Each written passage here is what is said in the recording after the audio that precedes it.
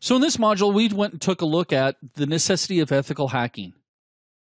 It's so I get paid money. It's so that we protect ourselves if we work for the company or if we're contracted for that company. Again, many times the company doesn't realize they need it until it's too late. We also talked about the skills that you have to have. Get those nunchuck skills going. We also talked about multi-layered defense. Remember, we don't just have one security mechanism and that's it. Each layer frustrates an attacker. We then went through and talked about incident management, why we need to have it, what it supplies us with, what information. We talked about security policies. Remember, we had a plethora of security policies that were available. Real quick, I want to tell you my story about when it comes to security policies. I was doing a review of security with a local county fire department, and the fire chief said, look, we got this new, I was kind of new to the situation, so I was just kind of sitting there listening, and they were talking with the vendor, and they said, look, we've got this device that's designed to filter out inappropriate websites at the fire stations. And the reason why they had to deploy it was because they had some female firefighters that found it offensive. They jumped on the machine in the kitchen and all kinds of pop-ups showed up. So they got this device and they were paying like $1,500 a year for the filtering technology.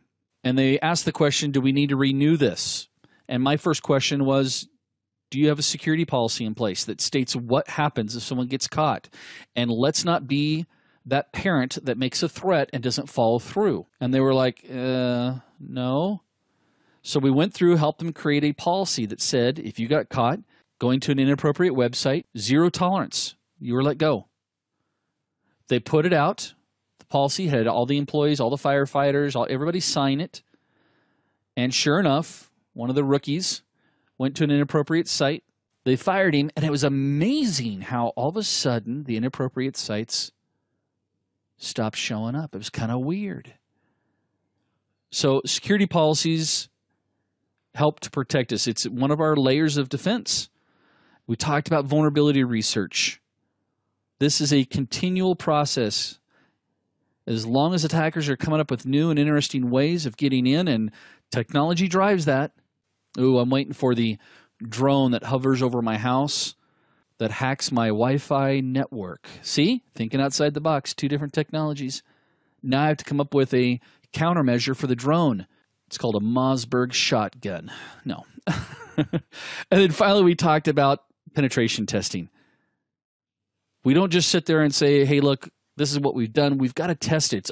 It's like a backup. I always tell IT guys too, my students, you don't just come up with a backup and restore plan. You go through it, because nothing is worse than getting caught with your pants down, right? So what is exposed? Well, that's an interesting way of phrasing that one too, huh? What is a vulnerability? Is it at a physical layer? What happens if the most famous ones is doing the pen test where you drop a USB drive in the parking lot and the USB drive has a piece of malware on it?